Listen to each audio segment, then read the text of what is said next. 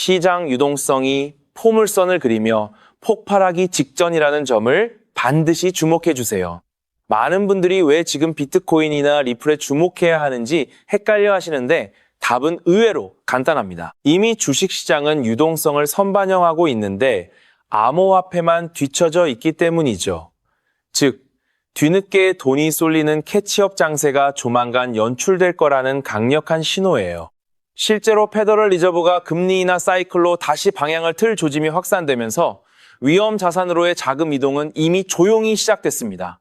골드만이 발표한 최신 보고서만 봐도 스탠스가 확 달라진 걸 확인할 수 있어요. 명확성 법안이 통과되면 금융계의 분위기가 완전히 뒤바뀝니다. 특히 의회 내에서 표를 확보했다는 사실은 이제 공공연한 비밀이거든요. 정치인들이 선거를 의식해 휴회까지 미루는 상황인데 우리가 생각하는 것보다 훨씬 더 빨리 규제의 울타리가 만들어질 거예요. 이 과정에서 리플의 위상은 지금보다 몇 단계는 더 높아질 수밖에 없죠. 현 시점에서 상원 표결 지형을 짚어보면 클래러티 법안이 하원을 통과하고 상원위원회까지 넘어섰지만 본회의 표결 일정은 아직 잡히지 않았어요. 상원 원내대표 존 튜는 8월 휴회 이전 통과는 어려울 수 있다고 언급했고 공화당은 지난 7월 22일에 대통령 관련 이해충돌 조항까지 담은 새로운 법안 문안을 공개했습니다. 필리버스터를 넘기 위한 60표 확보가 관건인데 블랙록 피델리티, 프랭클린 템플턴, 골드만삭스, 소파이 같은 월가 초대형 기관들이 공식적으로 지지 성명을 냈어요. 이런 흐름이 이어지면 늦어도 4분기 안에는 법안이 어떤 형태로든 자리를 잡을 가능성이 매우 높다고 봅니다. 만약 통과가 지연된다 하더라도 대통령의 행정명령과 통화감독청 가이드라인이 이미 같은 방향을 가리키고 있죠. 규제 당국은 앞으로 중앙화된 거래소들을 하나하나 뒤질 것으로 보여요. 이때 유니처럼 개발팀이 뚜렷한 코인은 규제 압박을 견디기 쉽지 않을 겁니다. 하지만 XRP 레저는 완전히 다르죠. 블록체인 설계 단계부터 탈중앙화된 코드를 심어놨기 때문에 특정 주체에게 책임을 물을 수 없는 구조거든요. 리플이라는 회사가 사라져도 네트워크는 그대로 돌아갑니다. 이게 바로 진정한 의미의 탈중앙화죠. 골드만삭스나 피델리티 같은 거대 자본들이 리플의 행보를 눈여겨보는 이유가 뭘까요? 그들은 기술력뿐만 아니라 리플이 가진 금융 라이선스에 특히 주목해요. 리플은 뉴욕주에서 비트 라이선스를 확보했고 아일랜드 중앙은행 인가와 싱가포르 통화청 라이선스, 아랍에미리트 두바이 금융서비스국 인가까지 손에 쥐고 있죠. 금융권은 무엇보다 안정성과 법적 준수가 중요한데 리플은 이 부분을 세계에서 가장 완벽하게 해결하고 있거든요. 무엇보다 중요한 사실은 리플과 SEC 사이에 4년 넘게 이어진 지루한 법정 공방이 마침내 완전 종결됐다는 점이에요. 판결문 자체가 XRP는 프로그램적 매매 관점에서 증권이 아니라고 명시했고 이후 SEC가 항소를 취하하면서 미국 시장에서의 법적 리스크가 사실상 사라졌죠. 리플의 최고 법무 책임자 스튜어트 알데로티는 남는 자원을 인수합병과 신규 라이선스 확보에 집중하겠다고 이미 여러 차례 공개적으로 밝혔습니다. 스탠다드 커스터디 인수, 메타코 인수, 히텐로드 인수까지 이어지는 큰 그림이 바로 이 전략의 결과물이에요. 여기서 아주 흥미로운 데이터가 있습니다. 골드만삭스는 지난 2025년 4분기에 비트와이즈, 프랭클린, 그레이스케일, 21쉐어스 ETF의 분산에 약 1억 5천만 달러 규모의 XRP ETF 포지션을 구축했어요. 당시 미국 내단일 기관 기준 최대 규모였죠. 그런데 2026년 1분기에 이 포지션을 전량 정리한 뒤 조용히 재진입 신호가 다시 감지되고 있습니다. 대형 기관이 매도와 매집을 반복하는 것은 그만큼 이 자산이 그들의 전략 자산군에 정식으로 편입되었다는 강력한 증거예요. 표면적으로는 리밸런싱이라고 부르지만 결국 저점에서 다시 담기 위한 흔들기라는 해석이 지배적이죠. 서클이나 코인베이스와의 협력 관계도 결국 금융 인프라를 장악하기 위한 포석입니다. 실제로 리플은 지난 6월 30일 오픈 USD 컨소시엄의 창립 파트너로 합류했어요. 비자, 마스터카드, 스트라이프, 블랙록, BNY, 코인베이스, 구글 등 140개가 넘는 기업이 참여한 초대형 스테이블 코인 이니셔티브죠. 동시에 리플이 자체 발행하는 RUSD는 이미 수십억 달러 규모로 성장했고 일본 SBI 그룹과 손잡고 일본 금융청 승인을 받아 정식 유통에 들어갔습니다. 싱가포르 통화청 샌드박스에서는 무역금융, 결제 파일럿까지 마쳤어요. 유럽에서는 미카 규제가 완전 시행되면서 유로 스테이블 코인 시장 자체가 리플에게 새로 열린 문이 되었죠. 여기에 더해 브라질 최대 거래소인 메르카도, 비트코인, 아프리카 결제 네트워크인 온아프리카의 파트너십까지 이어지면서 남반구 결제망도 리플의 손안으로 들어오고 있어요. XRP 레저가 다른 코인들과 비교해 압도적인 우위를 점하는 지점이 무엇일까요? 바로 금융 특화 블록체인이라는 사실입니다. 이더리움 같은 범용 플랫폼은 이것저것 다 하지만 리플은 돈이 흐르는 결제망을 최적화하는 데 모든 자원을 쏟아부었어요. 결제 확정까지 걸리는 시간이 3에서 5초, 수수료는 사실상 무료에 가깝고 초당 1,500건의 트랜잭션을 지속적으로 처리할 수 있죠. ISO 2002 이 국제결제 메시징 표준과 이미 호환된다는 점, 그리고 온디맨드 유동성 서비스가 브릿지 화폐 역할을 대체하고 있다는 점도 결정적인 강점이에요. 금융권의 복잡한 요구사항을 한 번에 처리할 수 있는 유일한 시스템이 바로 여기 있죠. 25년 혹은 26년으로 이어지는 시간표를 머릿속에 그려보세요. 유동성 공급과 규제 명확화가 맞물리는 그 지점이 바로 폭발적인 성장의 분기점입니다. 지금처럼 시장이 조용할 때 사람들은 지루함을 느끼고 나가떨어지지만 그게 바로 똑똑한 투자자들이 물량을 확보하는 타이밍이에요. 남들보다 한 발 앞서 움직이는 것이 언제나 결과를 가르는 열쇠가 되겠죠. 과거 사이클을 돌이켜보면 답은 더 분명해집니다. 2017년 강세장 초입에서도 2020년 하반기 조정 국면에서도 XRP는 늘 마지막에 폭발적으로 상승했던 자산이었어요.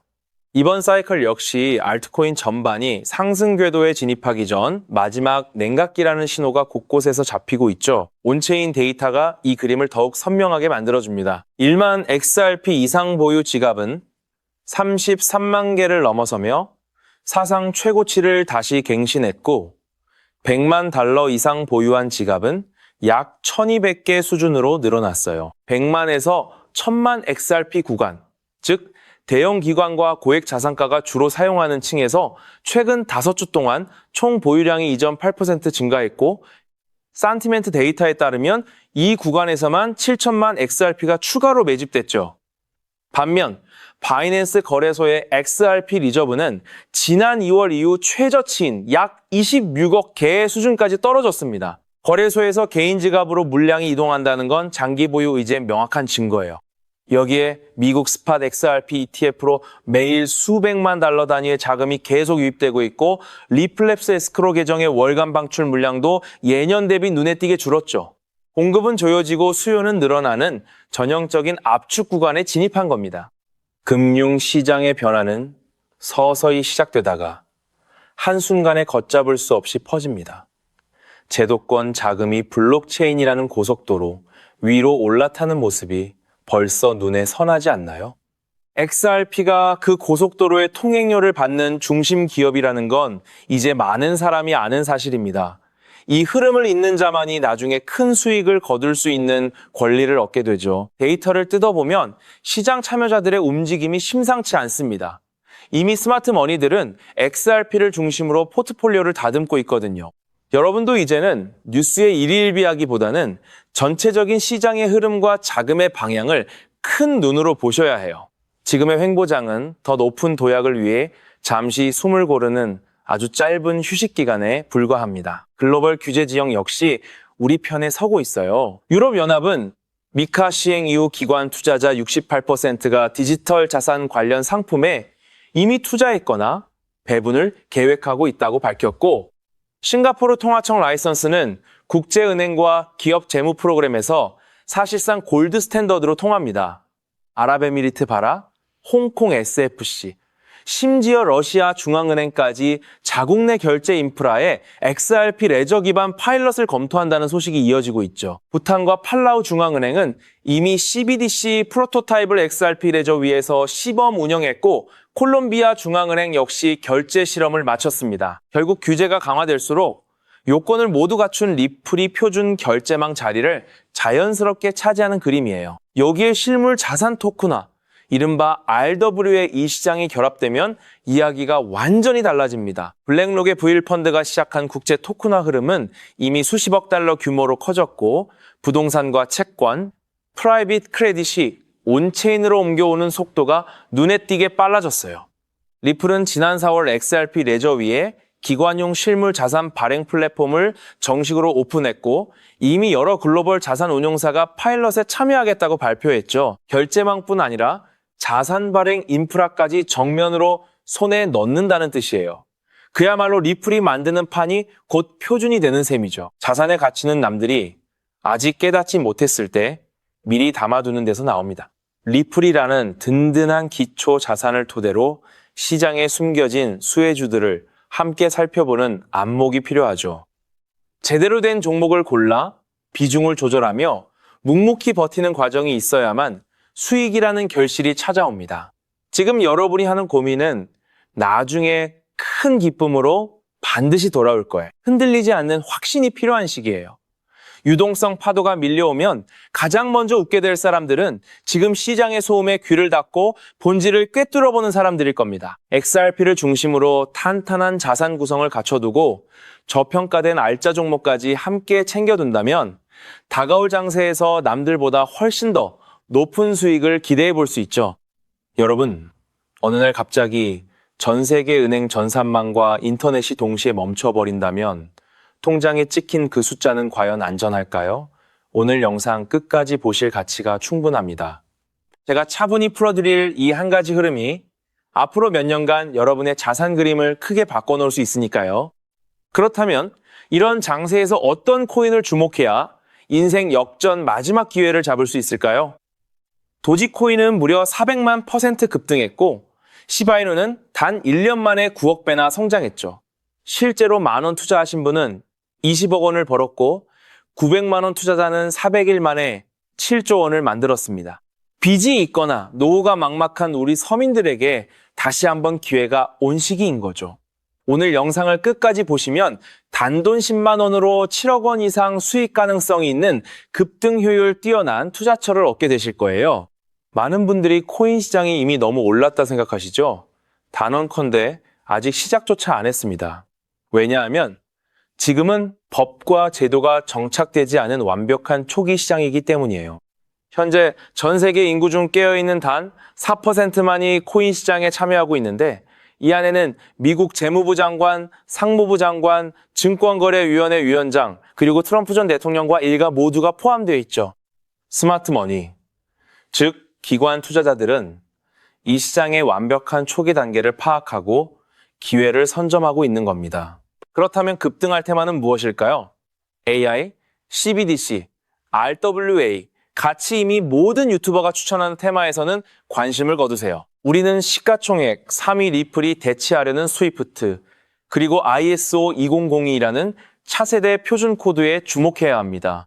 리플만으로는 큰 수익이 어렵기에 리플을 축적하면서 동시에 생태계에 저평가된 수혜주에 분산 투자해야 하는데요. 제가 추적한 결과 리플 관련 코인 평균 수익률은 무려 847%였습니다. 사로스는 3개월 만에 13,000% 급등해 100만 원을 1억 3천만 원으로 만들어줬고 코엄 역시 한 달 만에 580%, 플레이어 네트워크는 2달 만에 500% 대폭등을 보여주었죠. 리플과 기술 연결고리가 있는 프로젝트일수록 독립적 급등을 보여주고 있어요. 스위프트는 200개 이상 국가에서 하루 5천만 건의 국가 간 송금을 처리하는 국제 금융 시스템의 표준으로 무려 50년 넘게 군림해 왔습니다. 하지만 복잡한 중개은행으로 인한 높은 수수료, 며칠씩 걸리는 처리 속도는 디지털 시대에 전혀 부합하지 못하고 있죠. 이런 문제 해결을 위해 새 표준 코드 ISO 2002가 전면 도입되고 있는데요. 핵심은 블록체인 기술을 공식 수용한다는 것, 그리고 이 시스템의 리플 네트워크가 단독으로 채택되었다는 사실에 주목해야 합니다. ISO 2002가 전 세계 사용되는 2026년 11월 22일이 도래하면 리플 네트워크가 스위프트를 점진적으로 대체하며 하루 5천만 건 거래를 처리하는 시나리오가 현실화되는 거죠. 여기에 또 다른 거대한 경쟁, 스테이블 코인 패권 전쟁도 있어요. 현재 중국계 테더가 시장의 70% 이상을 독점, 200조 원 중 140조 원을 통제하고 있습니다. 심지어 테더가 보유한 미국 국채가 독일이나 일본보다 많죠. 트럼프 행정부가 가만히 있을 리 없겠죠. 미국은 스테이블 코인 법안에 서명하며 100% 투명한 미국산 디지털 달러를 만들고 있는데요. 이 미국산 스테이블 코인이 글로벌 통용되려면 리플의 송금 네트워크가 핵심 역할을 하게 되고 관련 시장은 2028년까지 4천조 원 규모로 성장할 것이라 전망됩니다. 자, 이 두 변곡점에서 리플 생태계의 폭발적 성장이 예상되지만 시가총액이 무거운 XRP만으로는 시바이누 이상 수익률은 어려운데요. XRP의 보조 역할을 하며 급등할 숨겨진 코인에 소액 분산 투자해야 하는 이유입니다. 이 코인은 스위프트 구시대 데이터를 해독해 리플 네트워크에 재조립하고 XRP 원장 진입로에 방어막을 구축하며 양자 컴퓨팅 시대 보안까지 책임지는 유일무이한 자산이죠.